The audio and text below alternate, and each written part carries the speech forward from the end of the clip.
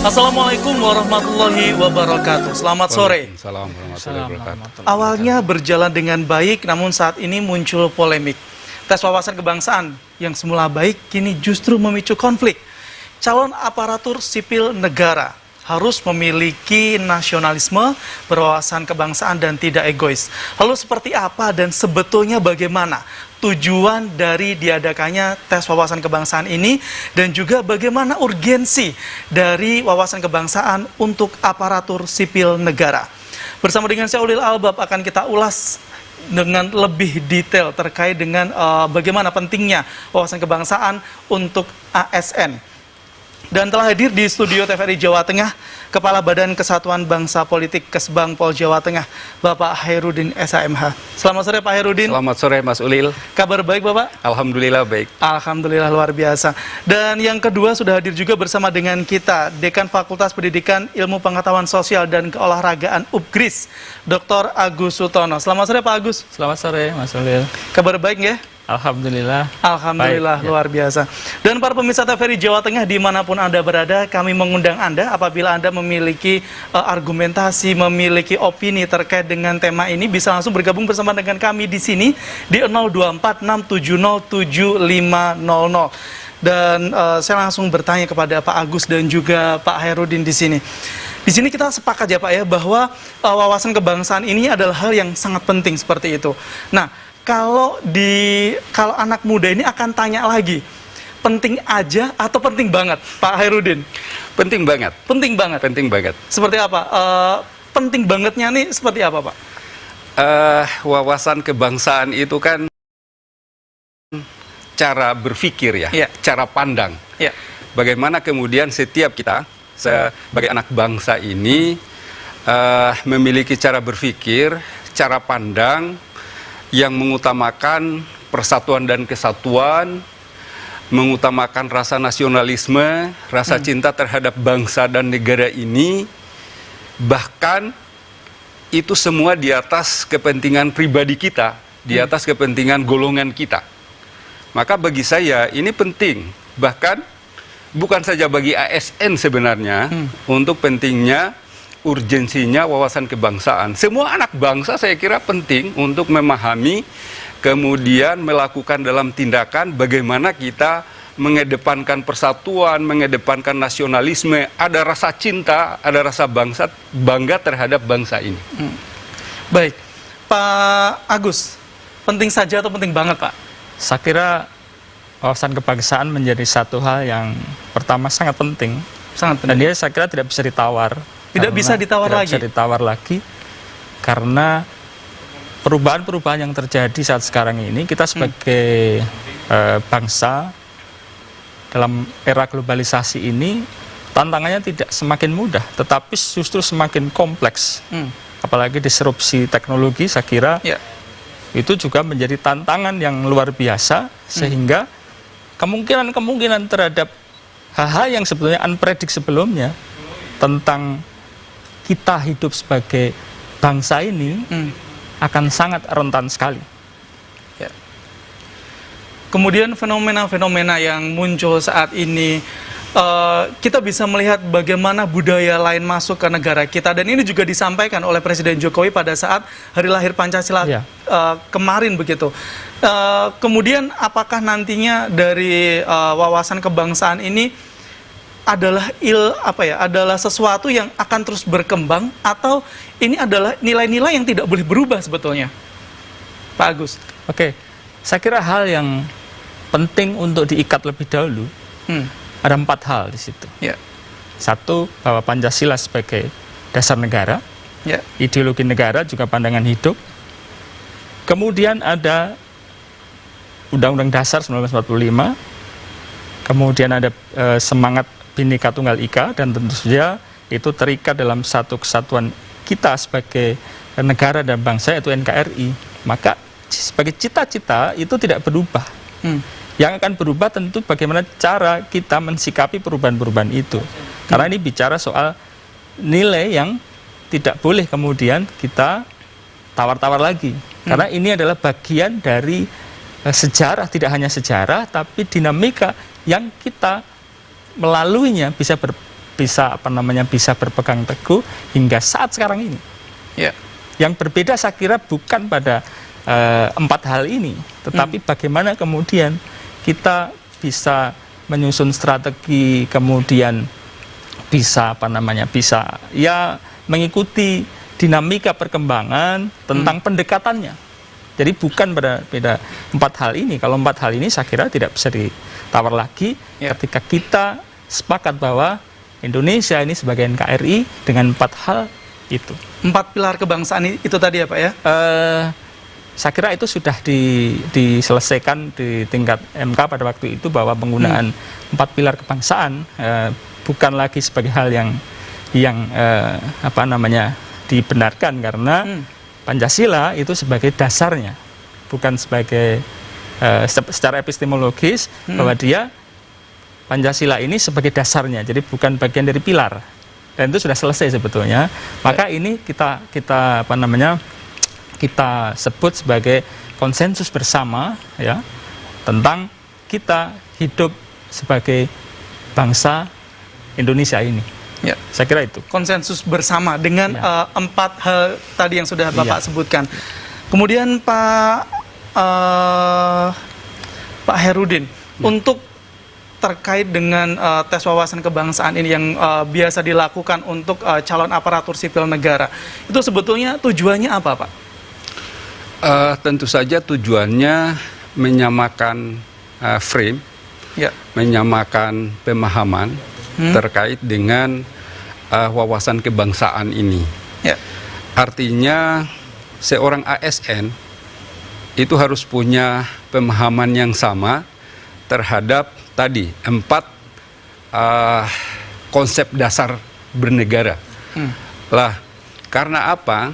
Karena ASN ini kan nanti akan menerjemahkan kebijakan-kebijakan politik, kebijakan-kebijakan politik dari pemerintahan, dan ASN ini kan berada di semua kekuasaannya, bukan saja kekuasaan legislatif, tapi juga kekuasaan yudikatif dan eksekutif. Dan paling banyak kan di kekuasaan eksekutif.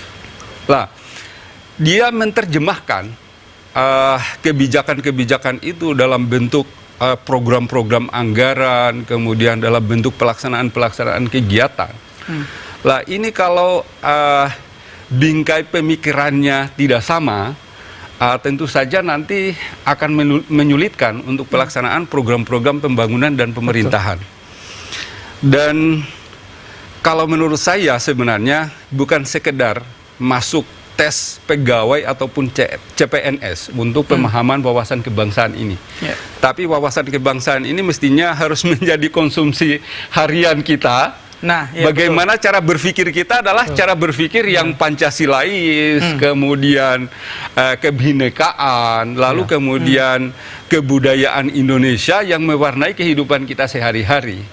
Apalagi sebagai ASN, karena ASN ini kan selalu menjadi pilar terdepan untuk menjadi figur, untuk menjadi contoh bagi masyarakat umum gitu. Baik, jadi ada tantangan bahwa wawasan kebangsaan ini bukan hanya sekedar formalitas tes seperti itu, tapi ada tantangan untuk bisa bagaimana wawasan kebangsaan ini harus menjadi konsumsi sehari-hari. Ini apa yang masih belum bisa terjadi untuk belum bisa didapatkan oleh masyarakat Indonesia ini sebetulnya apa, Pak? Karena kemarin saya tanya sebelum ini, saya tanya sama beberapa teman-teman PNS, ya saya belajar wawasan kebangsaan supaya saya bisa diterima jadi PNS, hanya sebatas itu saja. Tidak ada nilai-nilai yang mungkin lebih dari hanya sekedar ingin bisa diterima sebagai PNS seperti itu. Kalau di PNS itu kan ada yang namanya Panca Prasetya Korps Pegawai Republik Indonesia. Itu adalah janji yang kita tuangkan di dalam Korps Pegawai. Itu yang pertama justru setia dan cinta, atau cinta dan setia terhadap negara kesatuan dan pemerintah Republik Indonesia yang berdasarkan Pancasila dan Undang-Undang Dasar 1945. Dan itu wawasan kebangsaan sebenarnya. Lah, rasa setia, rasa cinta terhadap negara kesatuan ini Ya bukan saja kita pada saat masuk CPNS atau pada saat masuk pegawai. Nah, justru ini selamanya. Dan menurut saya ini adalah bagian dari hidup kita. Ketika kita memilih untuk tinggal di negara Kesatuan Republik Indonesia. Rasa cinta, rasa setia itu adalah bagian dari hidup kita. Lah hanya masalahnya begini kalau saya melihat. Saya dulu pernah belajar ilmu negara. Lah, syarat-syarat terbentuknya negara itu paling tidak ada 3. Ada wilayah, ada rakyat, dan ada pemerintahan yang sah. Ya, ada syarat yang lain, misalnya pengakuan dari negara lain dan lain sebagainya. Tapi 3 ini menjadi pokok. Nah, maka kalau saya sering diskusi dengan teman-teman, terutama kaula muda gitu ya. Kalau kita mau bilang cinta kepada negara, ya harus cinta seutuhnya dong. Ya cinta kepada wilayahnya, cinta kepada rakyatnya, cinta kepada pemerintahan yang sah. Lah, masalahnya hari ini kita kadang mendengar diskusi-diskusi di belakang. Orang cinta kepada rakyat, orang cinta kepada wilayah, tapi seringkali belum setia dan cinta kepada pemerintah yang sah. Ini saya kira menjadi catatan kita.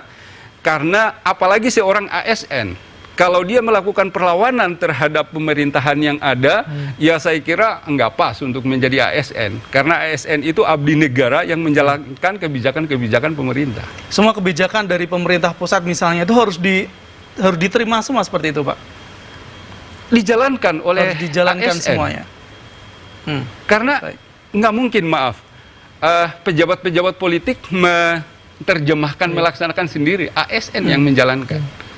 Bahwa itu melalui proses saringan dan lain sebagainya, itu kan proses. Tapi secara umum yang menjalankan adalah ASN. Baik. Pak Agus, ini negara Indonesia ini sudah penuh dengan konsep-konsep yang luar biasa, penuh dengan filsafat-filsafat yang memang begitu hebat seperti itu. Lalu bagaimana mengimplementasikan ini dalam kehidupan sehari-hari sehingga masyarakat Indonesia ini bukan hanya bangga terhadap konsep-konsepnya saja, tapi juga bangga dalam mengimplementasikannya dalam kehidupan sehari-hari? Iya, yang pertama ada hal yang harus kita kedepankan. Bahwa ketika kita hidup di Indonesia, ini harus ada selalu perasaan syukur.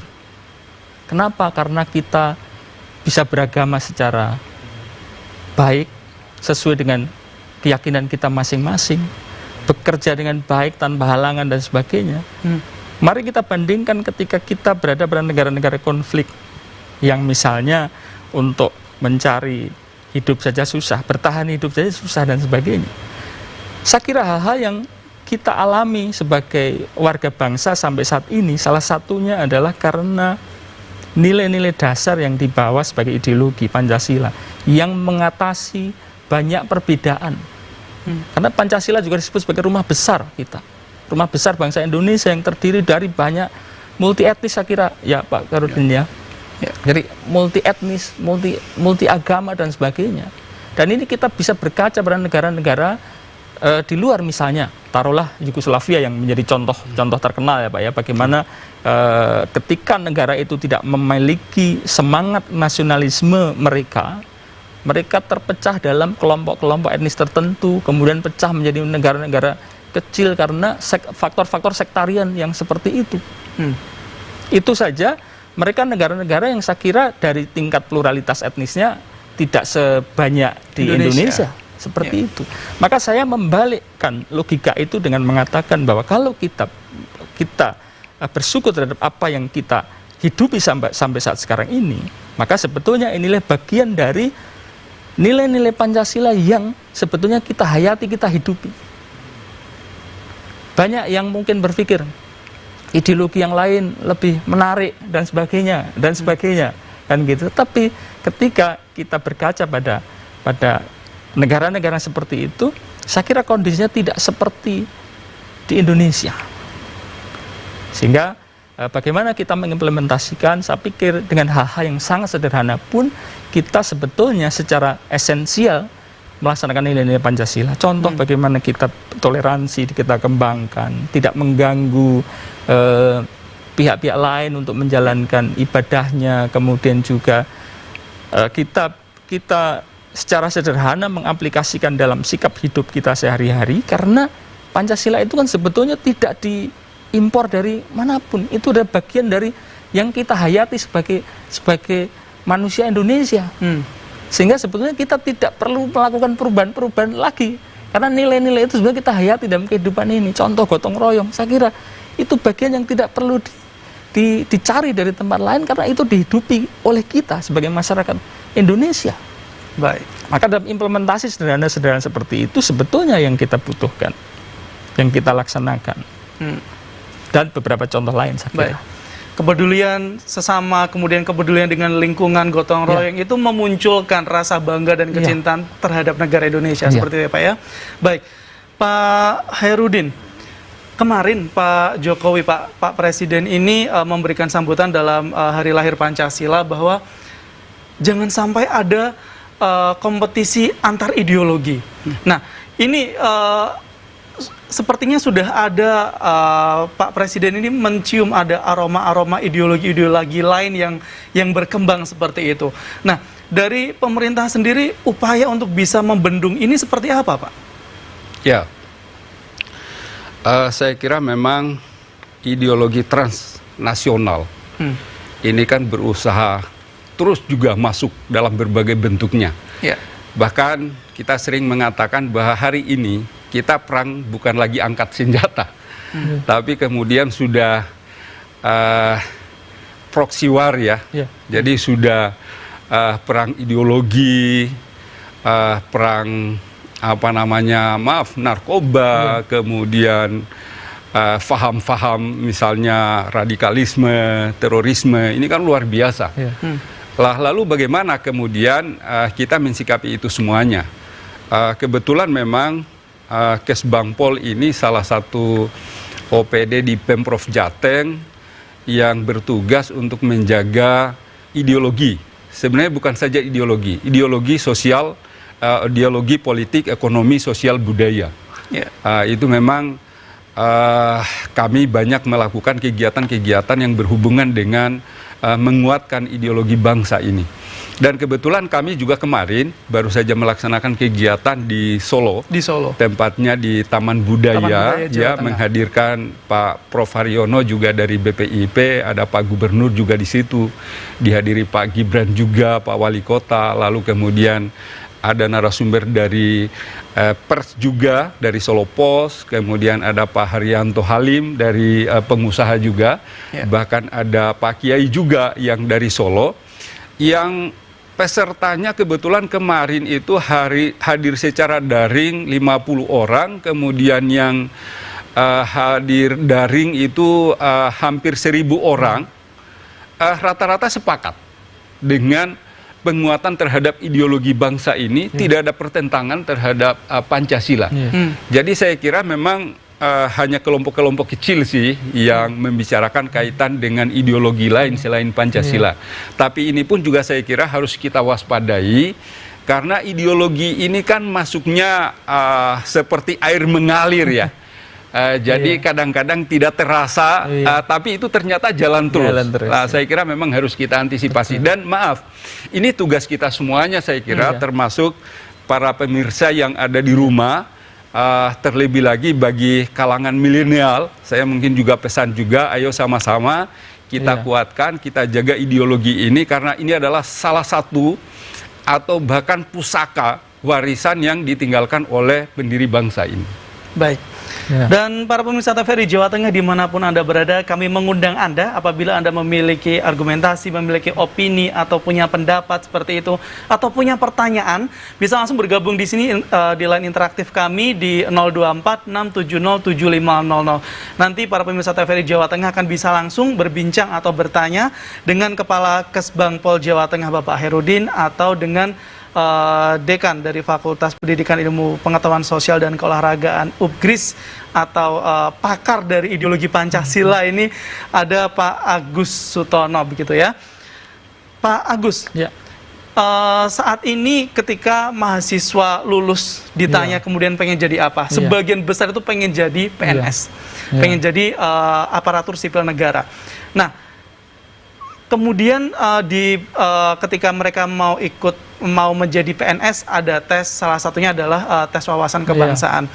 Sejauh mana peran dari lembaga pendidikan, khususnya dari perguruan tinggi, untuk memberikan bekal-bekal wawasan kebangsaan kepada para mahasiswa, terutama ini adalah para anak muda penerus bangsa? Iya, baik, terima kasih Mas. Jadi salah satu peran perguruan tinggi terkait dengan implementasi, kemudian juga pengembangan wawasan kebangsaan bagi generasi muda, khususnya para mahasiswa, salah satunya dipastikan dengan kurikulum yang memuat pendidikan Pancasila, kemudian pendidikan kewarganegaraan, selain pendidikan agama, kemudian bahasa Indonesia, itu sebagai mata kuliah wajib yang harus ditempuh di semua program studi.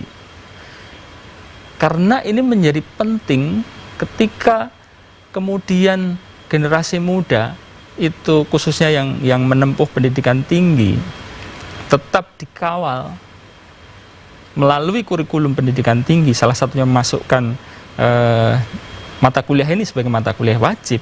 Minimal ini menjadi satu hal yang bisa dilakukan, karena ada tantangan yang saya kira luar biasa di era disrupsi teknologi ini. Bagaimana kemudian tadi yang Pak Khairuddin mengatakan bahwa ideologi itu seperti air, tidak terasa tapi sebenarnya dia bergerak. Karena memang arusnya juga bisa melintasi semua sekat-sekat primordial sekalipun yang paling tradisional seperti keluarga. Karena adanya teknologi yang informasi seperti gadget yang itu dimiliki oleh semua orang, saya kira, sehingga dengan melalui media-media seperti itu, orang dari balik kamar saja bisa belajar hal-hal yang saya kira tidak terpantau di ruang-ruang publik yang real seperti ini. Sehingga kemudian pendidikan Pancasila dan juga pendidikan kewarganegaraan itu menjadi hal yang dikontribusikan oleh perguruan tinggi di dalam rangka turut serta. Saya kira turut serta karena ini juga bagian dari tanggung jawab perguruan tinggi di dalam merawat semangat kebangsaan kita. Itulah yang saya kira terus dilakukan oleh perguruan tinggi. Tentu di luar itu juga ada hal-hal yang terus dilakukan. Seperti kami, Pak Khairuddin, kami secara rutin menyelenggarakan kegiatan-kegiatan terkait dengan kepancasilaan. Seperti besok kami juga melaksanakan sarasian Pancasila di kampus meskipun secara daring, itu melibatkan semua pihak yang memiliki kepedulian dan harus, saya kira ini bukan lagi ini ada komitmen kebangsaan yang harus dimiliki oleh semuanya. Ya, baik. Kemudian kalau dilihat secara kuantitatif seperti itu, pendidikan kewarganegaraan 3 SKS. Dari total keseluruhan untuk menyelesaikan S1 itu sekitar 140 SKS lebih seperti itu. Nah, ini apakah 3 SKS ini cukup untuk bisa memberikan satu pondasi yang sebetulnya itu pondasinya sudah dibangun sejak SD, SMP, SMA untuk lembaga pendidikan yang sudah terkait satu sama lain seperti itu, Pak Agus? Ya, saya kira hal yang membedakan sebetulnya pendidikan Pancasila dan kewarganegaraan di sekolah dan di perguruan tinggi adalah tentang cara pendekatan kita terhadap materi itu. Jadi kalau di tingkat SMA ke bawah bisa jadi lebih banyak kepada pembelajaran yang relatif searah. Meskipun sekarang juga sudah mulai berubah, tidak seperti itu. Di perguruan tinggi sangat khas sekali, karena kami membuka kesempatan mahasiswa untuk mengkritisi, tetapi juga memberikan kontribusi yang positif terhadap hal semacam itu. Sehingga ketika mereka setuju, ini dalam hal arena diskusinya, mereka setuju bahwa Pancasila sebagai rumah besar, mereka setuju dengan mindset mereka yang dibangun berdasarkan rasionalitas mereka. Jadi tidak pada upaya-upaya penggiringan yang barangkali tidak tahu, tetapi mereka sadar, oh iya ya.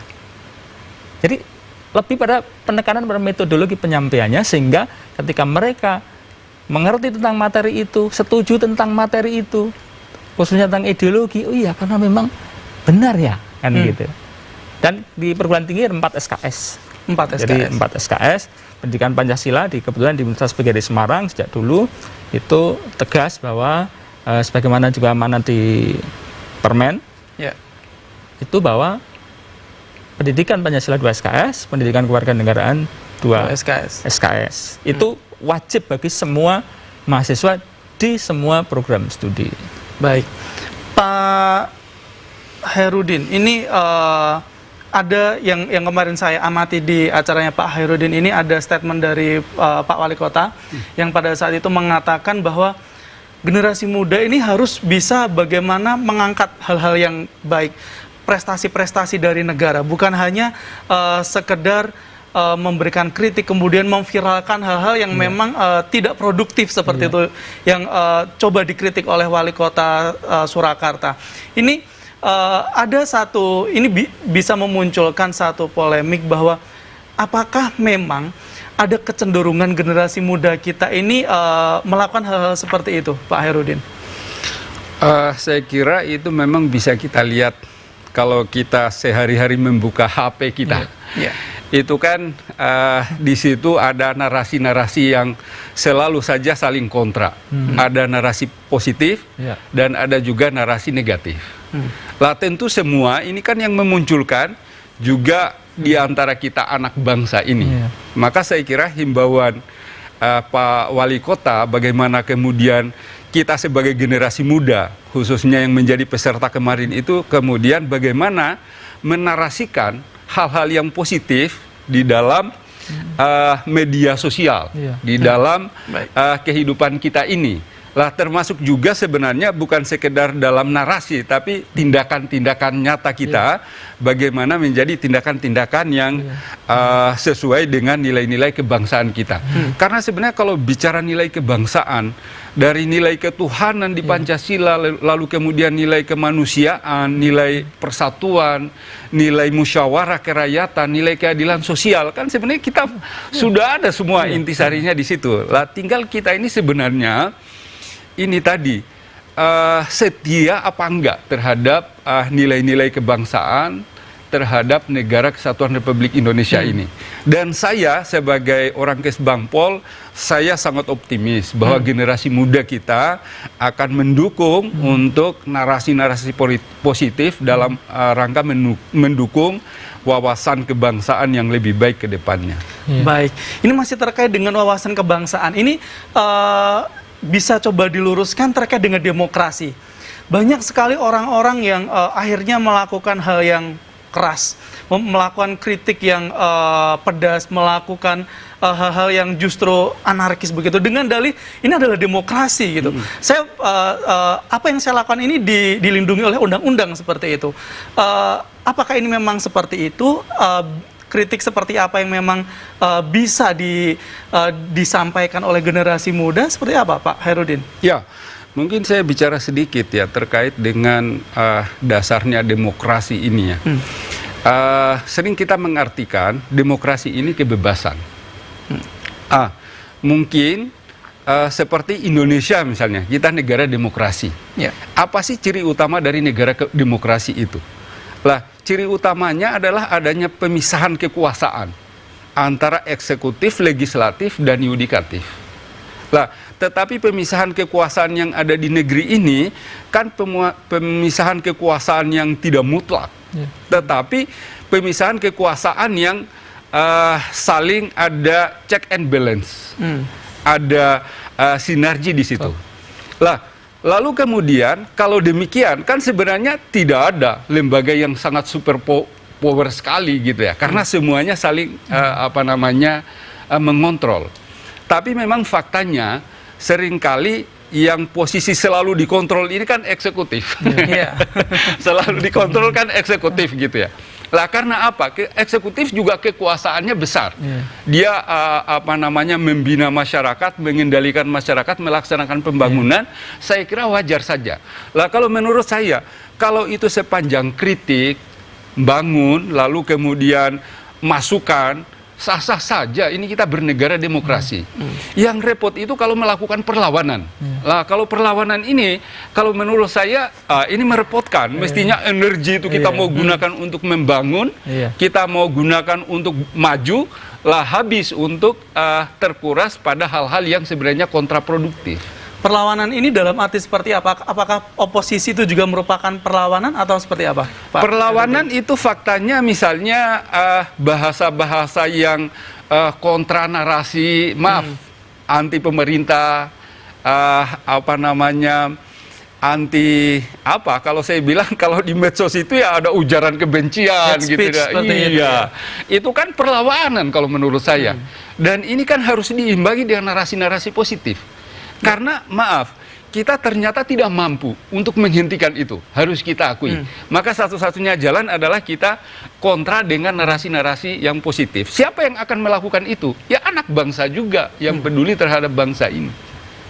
Baik, jadi memang untuk bisa memahami ideologi Pancasila, untuk bisa memahami bentuk negara sebagai negara demokrasi, ini membutuhkan satu sentuhan dari berbagai elemen masyarakat. Tentunya bukan hanya tanggung jawab dari lembaga pendidikan, bukan hanya tanggung jawab dari pemerintah, namun secara keseluruhan seperti itu ya Pak ya? Betul. Baik, kemudian terkait dengan uji tes wawasan kebangsaan, ini saya coba mencari sebetulnya untuk apa tes wawasan kebangsaan ini. Jadi tes wawasan kebangsaan ini digunakan untuk menilai sejauh mana penguasaan pengetahuan kebangsaan, kemampuan implementasi nasionalisme, integritas, bela negara, pilar negara, dan bahasa Indonesia. Nah, saya ingin bertanya kepada Pak Herudin, ini biasanya dalam seleksi ASN seperti itu, pelaksanaan TWK ini sejauh ini biasanya seperti apa Pak untuk prosesnya? Apa saja yang diujikan, kemudian modelnya seperti apa? Seperti apa Pak Herudin? Jadi yang saya pahami sebenarnya wawasan kebangsaan khususnya bagi ASN itu ada yang sebagai alat untuk tes. Nah, tes berarti untuk masuk, tetapi juga menjadi wawasan-wawasan keseharian atau secara periodik diberikan kepada ASN. Lah kalau itu masuknya untuk masuk sebagai ASN, memang kalau saya dulu zamannya 1996 tahun 96 waktu itu melalui yang namanya proses litsus, penelitian khusus. Jadi memang untuk mengetahui sejauh mana wawasan kebangsaan kita itu benar-benar dilakukan penelitian khusus dan itu digali, dikejar kita dengan pertanyaan-pertanyaan bagaimana rasa cinta kita terhadap bangsa. Lah, kalau hari ini misalnya yang saya lihat itu kebetulan juga adik saya kemarin baru keterima di PNS. Tes wawasan kebangsaan itu merupakan tes kemampuan dasar. Jadi tes kemampuan dasar itu ada intelijensi, ada wawasan kebangsaan, ada kepribadian. Nah, kalau kita melihat di situ, kebetulan saya juga kemarin pas di Grobogan itu sempat mengecek itu ya. Kalau kita melihat itu tahapannya kan itu dulu sebelum kemudian ke tes kemampuan bidang. Lah, kalau dia tidak lulus tes kemampuan dasar ini, di mana di dalamnya ada intelijensi, kemudian ada wawasan kebangsaan dan kepribadian, maka dia tidak punya hak untuk mengikuti tes yang di tingkat kemampuan bidang. Nah, ini kan berarti penting memang untuk masuk di sini. Lah, lalu belum sampai di situ, setelah dia lulus, dia akan melakukan yang namanya latihan dasar. Kalau dulu saya namanya prajabatan, sekarang namanya latihan dasar pendidikan. Lah, kalau misalnya dia tidak lulus selama pendidikan, lah maka dia tidak bisa diangkat menjadi PNS atau ASN. Nah, dia kan statusnya sekarang masih CPNS, calon pegawai negeri sipil.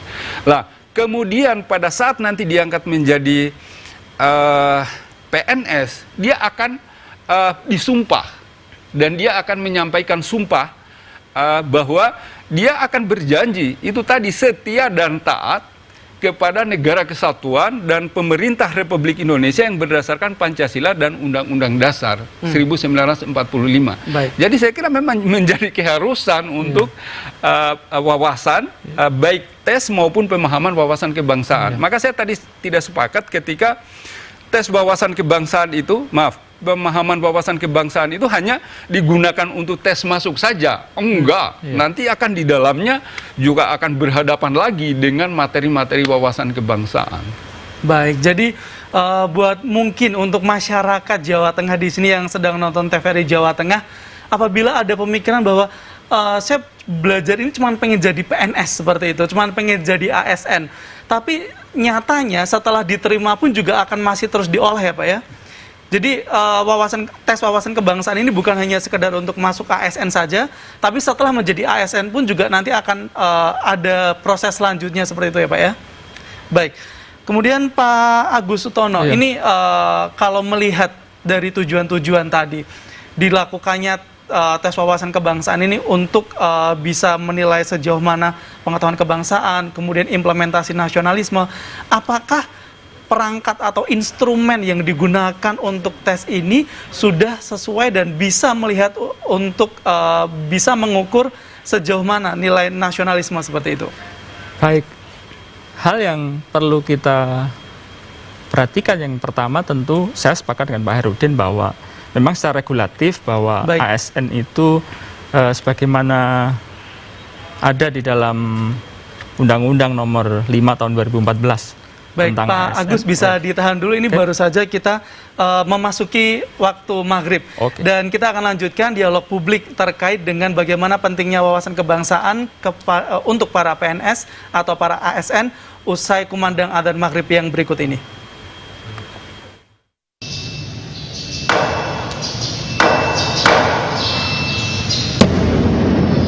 Allahu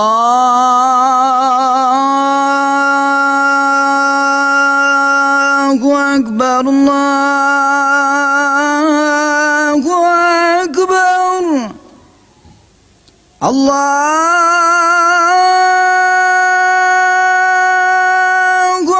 Akbar, Allahu Akbar. Asyhadu an la ilaha illallah.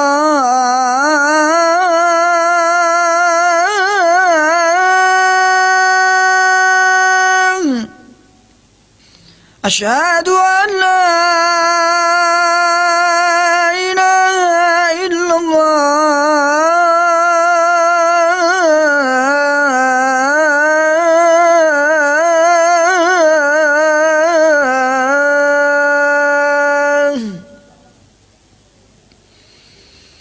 Asyhadu anna Muhammadar Rasulullah.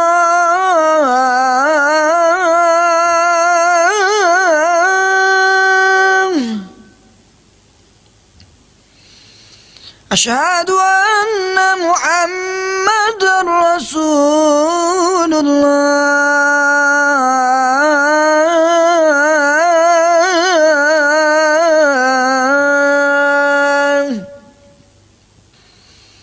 Hayya 'alas shalah.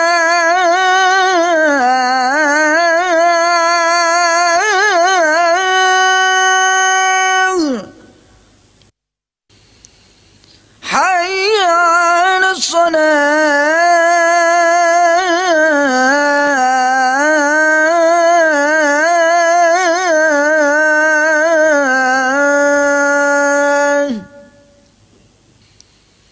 Hayya 'alal falah.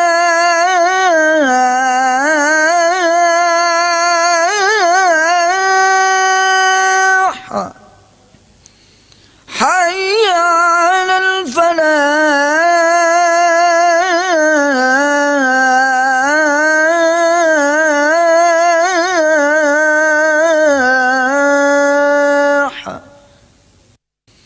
Allahu Akbar, Allahu Akbar. La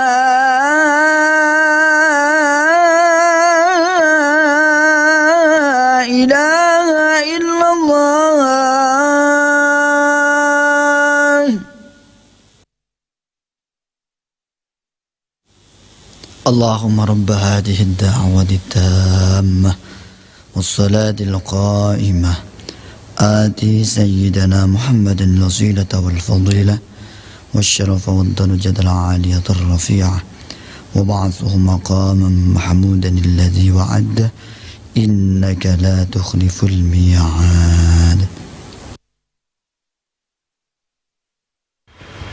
Ya, Anda masih bersama kami dalam dialog publik. Dan untuk para pemirsa TVRI Jawa Tengah, kami ucapkan selamat menjalankan ibadah sholat maghrib bagi Anda yang menjalankan. Baik, kita lanjutkan dialog publik pada sore hari ini, dan kami mengundang Anda, para pemirsa TVRI Jawa Tengah, dimanapun Anda berada, apabila Anda memiliki argumentasi atau ada opini yang ingin disampaikan atau pertanyaan, bisa langsung bergabung di line interaktif kami di 0246707500. Baik, Pak Agus, bisa dilanjutkan tadi penjelasannya terkait dengan apakah instrumen yang digunakan oleh pemerintah dalam menyeleksi calon abdi negara ini sudah sesuai untuk bisa mewujudkan target-target yang diinginkan seperti itu?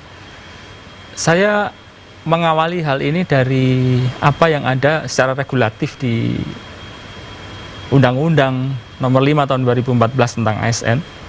Salah satunya di pasal, kalau nggak salah pasal 3 dan 4 ya. Pasal 3 itu menyatakan bahwa ASN sebagai profesi itu dalam keprofesiannya dikembangkan berdasarkan nilai dasar. Nah, di ayat keempat, nilai dasar itu salah satunya yang dikembangkan adalah satu, memegang teguh Pancasila. Yang kedua, setia terhadap Undang-Undang Dasar 45. Kemudian yang ketiga juga bahwa ASN itu mengabdi pada kepentingan rakyat, bangsa dan negara.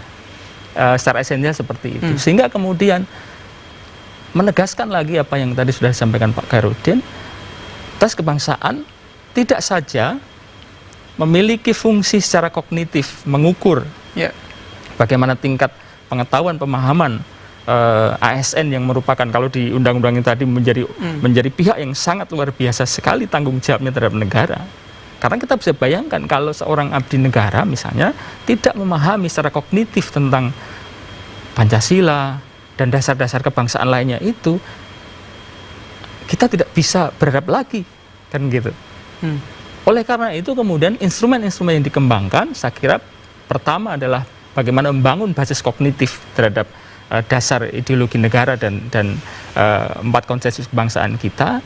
Yang kedua juga bagaimana kemudian instrumen-instrumen ini bisa digunakan secara berkelanjutan. Tadi Pak Khairuddin menyampaikan bahwa tidak hanya di awal masuk, tetapi ada proses yang sifatnya itu berkala, begitu ya Pak. Karena memang ada hal-hal yang baru terkait bukan nilai dasarnya, terkait dengan hal-hal yang harus dilakukan. Bagaimana kemudian nilai-nilai dasar dari Pancasila ini bisa ditransformasikan secara mudah dalam situasi perubahan-perubahan. Dan tadi ketika dilakukan secara kontinu itu sebetulnya bagian dari menangkap dinamika yang terus terjadi. Karena saya kira kita hidup tidak stagnan dalam satu dunia yang sama, tetapi ada perubahan-perubahan. Oleh karena itu saya kira instrumen-instrumen yang sekarang ini paling tidak instrumen ini mampu menyasar hal-hal yang bersifat kognitif. Yang kedua ada tentu tes kebangsaan ini juga sudah didesain secara baik supaya dia bisa digunakan dalam proses kontinuitas itu tadi. Ini terlepas dari secara teknis gitu ya, secara teknis seperti itu, tapi kita mengambil esensinya ketika tes kebangsaan ini dilakukan dalam beberapa tahapan tertentu. Kemudian saya kira proses penyegaran juga ya Pak ya, karena kita mengajar saja juga ada yang namanya penyegaran terhadap materi dan sebagainya. Itu saya kira bagian dari instrumen itu dikembangkan untuk menjawab itu.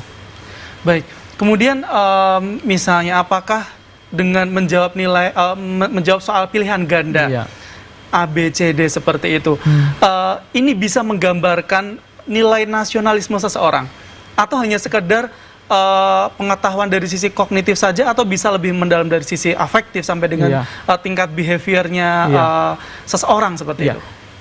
Tentu akan berbeda yang digunakan, instrumennya akan berbeda. Contoh sederhana sekarang ya, kalau kognitif saya kira jelas sederhana, tetapi habit ya, kebiasaan kita bisa dilacak dari penggunaan media sosial kita.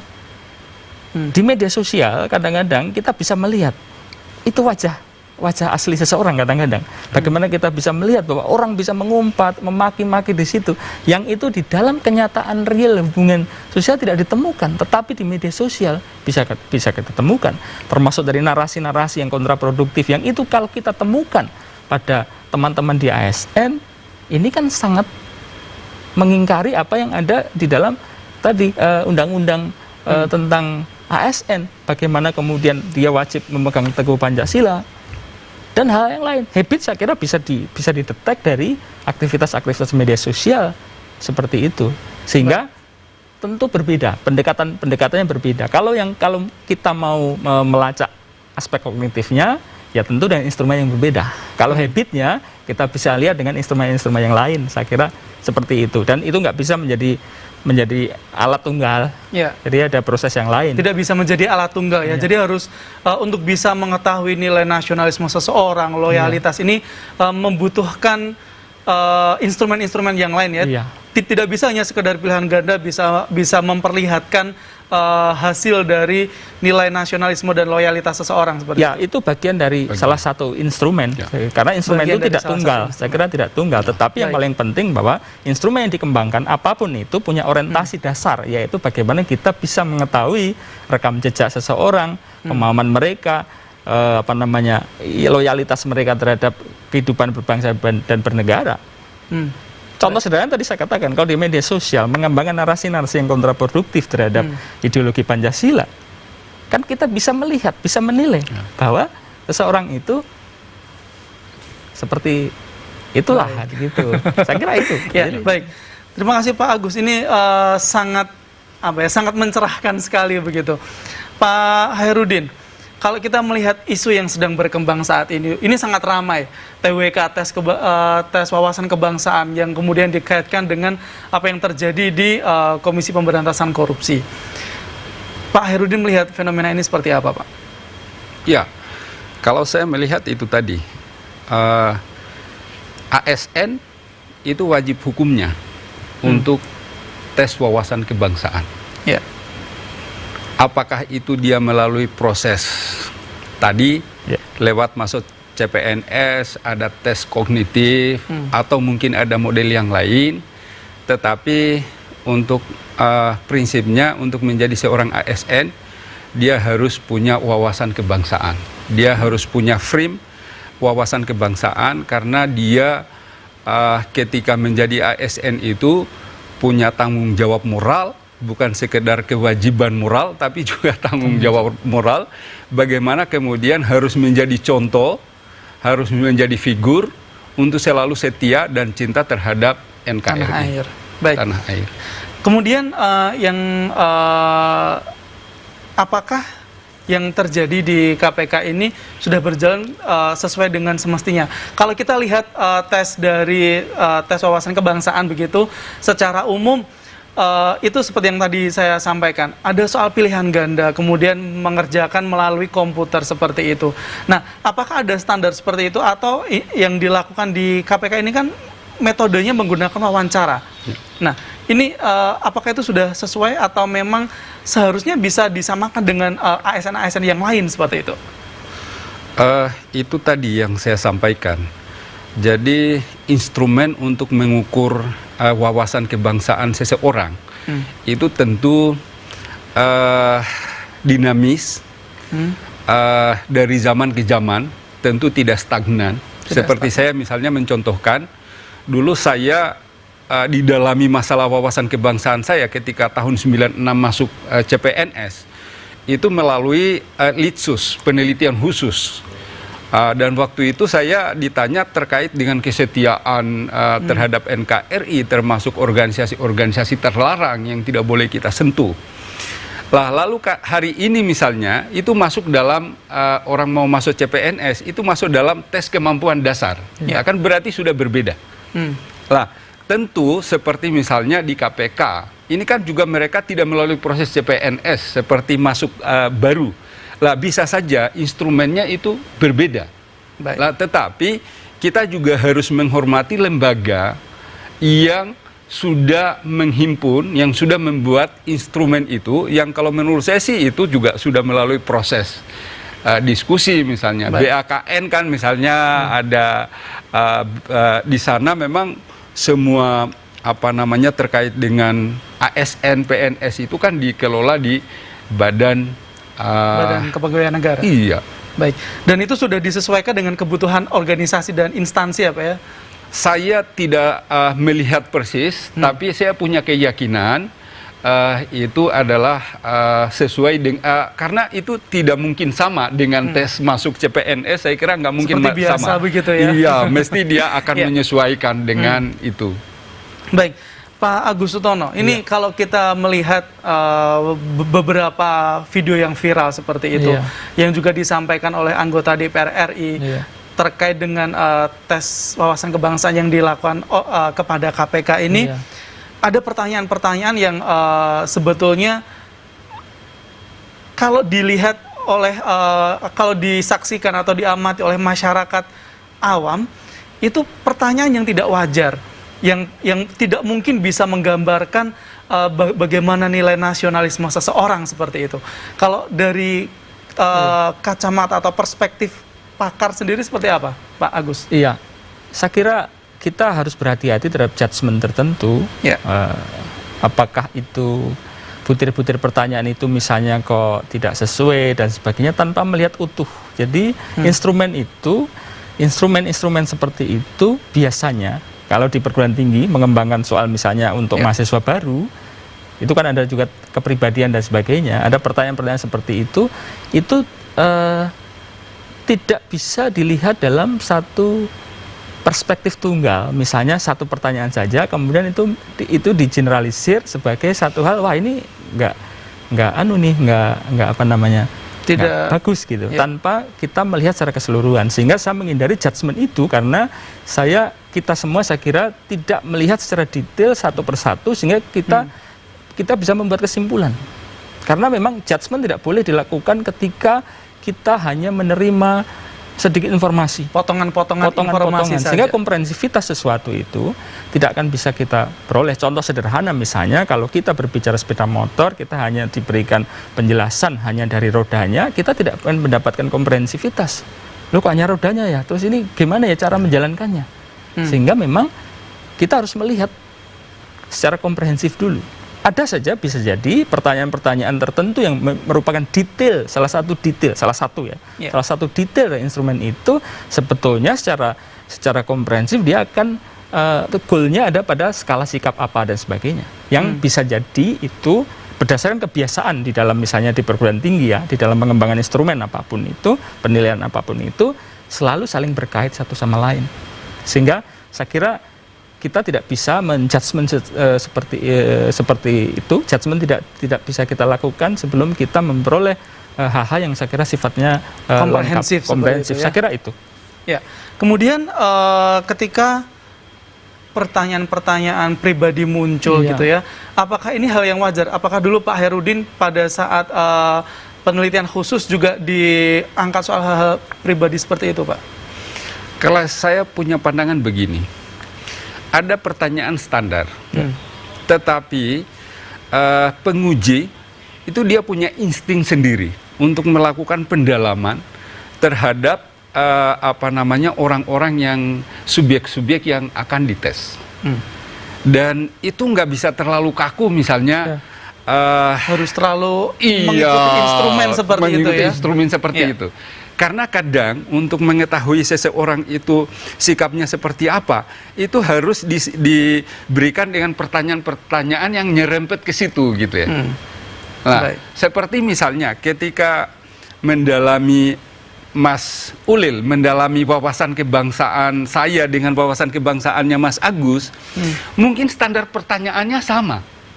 Tetapi ketika misalnya tanya saya aslinya dari mana, dari Sulawesi, lah mesti akan bertanya terkait dengan hal-hal yang mungkin ada kaitannya dengan saya itu di komunitas mana, misalnya di Kesbang, lah mesti akan menggali hal-hal yang terkait dengan Kesbang. Tapi kalau misalnya Pak Agus misalnya sebagai dosen, ya mungkin dasar pertanyaan sama, tapi untuk menggali ke dalamnya itu bisa saja berbeda.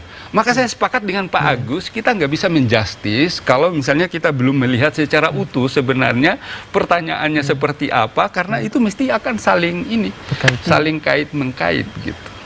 Baik, karena memang sebelum ada ramai terkait TWK di KPK ini, sepertinya tes wawasan kebangsaan ini adalah hal yang baik-baik saja seperti itu. Dan kemudian ini bisa menjadi polemik karena justru yang ada di KPK yang seharusnya orang-orang memiliki integritas tinggi ini ternyata tidak memenuhi syarat untuk bisa lolos dalam tes wawasan kebangsaan. Pak Agus, kemudian instrumen-instrumen seperti apa yang kira-kira yang nantinya ketika dilakukan penjaringan aparatur sipil negara ini bisa memberikan gambaran secara utuh terkait dengan nasionalismenya seperti apa, wawasan kebangsaan yang bukan hanya sekedar kognitif saja begitu. Satu hal, kalau kognitif tetap penting karena dia menjadi basis basis semua hal. Jadi kita melakukan sesuatu itu mesti ada basisnya. Basisnya ada basis kognitif tentang pengertian sesuatu. Sehingga secara instrumental basis kognitif itu tidak boleh ditinggalkan. Contoh tentang sejarah dan sebagainya. Kalau kita tidak tahu, ya repot juga. Misalnya Sumpah Pemuda itu kapan dan sebagainya. Kita akan menjadi generasi yang saya kira tuna sejarah. Jadi tidak tahu, sehingga itu bagian dari kognitif pengetahuan kita. Oh, peristiwa sejarahnya seperti itu. Yang kedua, tentu pengembangan instrumental tentang skala sikap.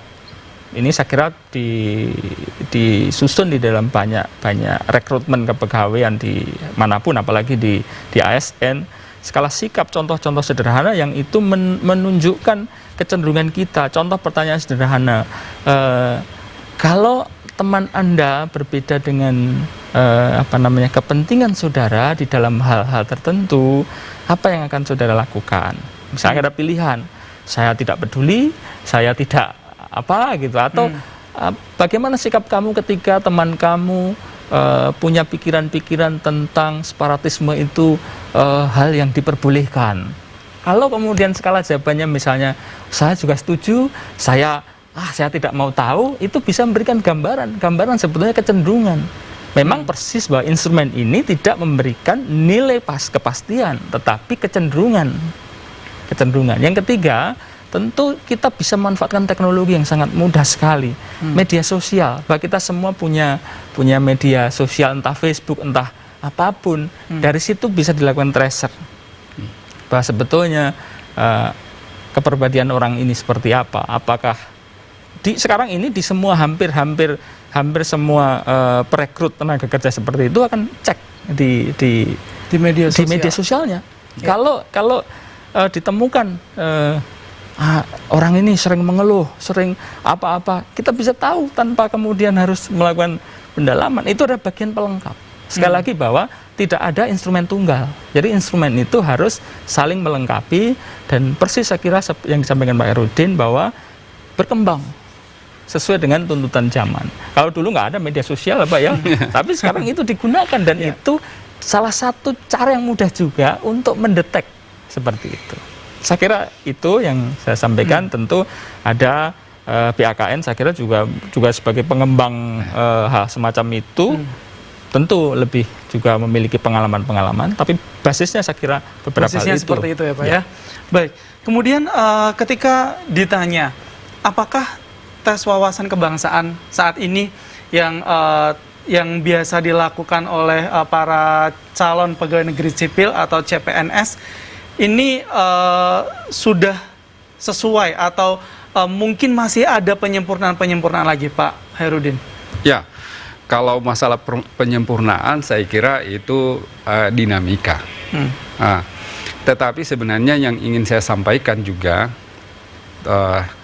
terutama kepada teman-teman saya ASN mungkin ya, pemirsa yang ada di rumah, bahwa kita akan selalu berhadapan dengan yang namanya wawasan kebangsaan. Bukan saja pada saat kita masuk, tapi ketika kita menjalani karir di ASN, itu akan selalu berhadapan dengan bagaimana komitmen kita terhadap bangsa dan negara, bagaimana kepedulian kita, bagaimana rasa nasionalisme kita, bahkan bagaimana kita sebenarnya sebagai patriot apa enggak gitu ya, ketika misalnya negara ini membutuhkan. Nah misalnya nggak usah jauh-jauh lah, contoh kita kemarin misalnya ada larangan mudik.